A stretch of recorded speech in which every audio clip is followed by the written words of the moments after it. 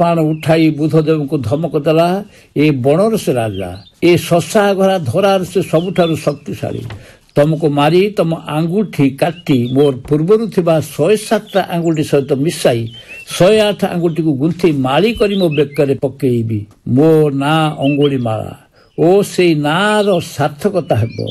ବୁଧଦେବ ସେଇମିତି ଅବିଚଳିତ ଭାବରେ ହସି ହସି କହିଲେ, ବେଶ ଭଲ କଥା, ତେବେ କାହିଁକି ତମର ଏଇ ଆଙ୍ଗୁଠି ମାଳା ପ୍ରତି ଏତେ ଲୋଭ? ଅଙ୍ଗୁଳିମାଳା କହିଲା, ଦେଖୁଛି ତମେ ଗୋଟେ ନିହାତି ବୋକା। ତମେ କଣ ଜାଣିନା 108 ରୁଦ୍ରାକ୍ଷ ମାଳି ଲୋକେ ପିନ୍ଧନ୍ତି, 108 ତୁଳସୀ କାଠିରେ ମାଳି ପିନ୍ଧନ୍ତି ଓ ସେଇଆକୁ ଗଡ଼େଇଲେ କୁଆଡ଼େ ଭଗବାନଙ୍କୁ ପାଇଯାଆନ୍ତି। ମୁଁ ତ ମଣିଷର ଆଙ୍ଗୁଠିକୁ କାଠି କରି ତାହାକୁ ମାଳା କରି ପିନ୍ଧିବି, ଏଥିରେ ମୁଁ ସମସ୍ତଙ୍କ ଠାରୁ ବଡ଼ ହୋଇଯିବି ନାହିଁ କି? ବୁଧଦେବ କହିଲେ, ହଁ ଭାରି ଭଲ କଥା, ମୁଁ ଏଇଠି ଅଛି, କୁଆଡ଼କୁ ଯିବି ନାହିଁ। ତମେ ଏଇ ଯୋଉ ଗଛ ଦେଖୁଛ ସେଇ ଗଛରୁ ଗୋଟେ ପତ୍ର ଆଣ। ଆଙ୍ଗୁଳିମାଳା ଗଛ ପାଖକୁ ଯାଇ ଗୋଟିଏ ଡେମ୍ଫ ଲଗା ପତ୍ର ଆଣିଲା।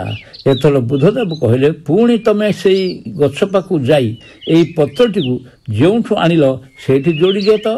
ଅଙ୍ଗୁଳିମାଳା ଗଛ ପାଖକୁ ଗଲା। ପତ୍ରକୁ ଯୋଡ଼ିବାକୁ ଯେତେ ଚେଷ୍ଟା କଲେ ବି ଯୋଡ଼ି ହେଲା ନାହିଁ।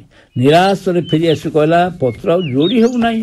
ବୁଧଦେବ କହିଲେ, ଯଦି ପତ୍ରଟିକୁ ଯୋଡ଼ି ପାରିଲ ନାହିଁ, ତେବେ ତମେ ଏଇ ଯୋଉ 107 ଲୋକଙ୍କୁ ମାରି ସେମାନଙ୍କ ଆଙ୍ଗୁଠି କାଟି ଆଣିଛ, ସେଇ ଲୋକମାନଙ୍କୁ ବଞ୍ଚେଇ ଦେଇପାରିବ କି? ଅଙ୍ଗୁଳିମାଳା ସ୍ତବ୍ଧ ହୋଇଗଲା। ଭାବିଲା, ଇଏ କିଏ? ଇଏ କଣ କେଉଁ ମହାତ୍ମା ନା ଭଗବାନ? ସେ ଗୋଡ଼ ତଳେ ପଡ଼ି କ୍ଷମା ମାଗିଲା। ବୁଧଦେବ ତାକୁ ଉଠାଇ ଆଣି କୋଳରେ ଜାବୁଡ଼ି ଧରିଲେ। ସେ ହୋଇଗଲା ବୁଧଦେବଙ୍କର ଶିଷ୍ୟ। ପରବର୍ତ୍ତୀ କାଳରେ ମଧ୍ୟ ସେ ହେଲା ପ୍ରସିଦ୍ଧ ବୌଦ୍ଧ ସନ୍ନ୍ୟାସୀ। ଅଙ୍ଗୁଳିମାଳା ବୁଝିଲା, ତାଙ୍କ ପୂର୍ବରୁ ଦସ୍ୟୁ ରତ୍ନାକର ମଧ୍ୟ ବୁଝିଥିଲା। ରତ୍ନାକର ପାଇଁ ଲୋଡ଼ା ଥିଲା ଦେବର୍ଷି ନାରଦଙ୍କ ପରି ସର୍ବତ୍ୟାଗୀ ସର୍ବଗାମୀ ଭକ୍ତଟି। ଅଙ୍ଗୁଳିମାଳା ପାଇଁ ଲୋଡ଼ା ହେଲା ମାନବ ଦୁଃଖ କାତର ସତ୍ୟ ପ୍ରେମ ଅହିଂସାର ପ୍ରତିଭୁ ବୁଦ୍ଧଦେବ, କରୁଣାର ଅବତାର। ଆଜିର ମଣିଷମାନେ ଏ କଥା କଣ ବୁଝୁଛନ୍ତି? ଏମାନେ ରତ୍ନାକରଠୁ ଅଙ୍ଗୁଳିମାଳାଠୁ ବଳି। ଏମାନଙ୍କୁ କେଉଁ ନାରଦ ବା ବୁଦ୍ଧ ସତ୍ପଥକୁ କରୁଣା ପଥକୁ ଅହିଂସା ପଥକୁ ଆଣିପାରିବେ? ଏମାନେ କହନ୍ତି ଅହିଂସା ଦୁର୍ବଳର ଅସ୍ତ୍ର, ଭୀରୁର ଅସ୍ତ୍ର।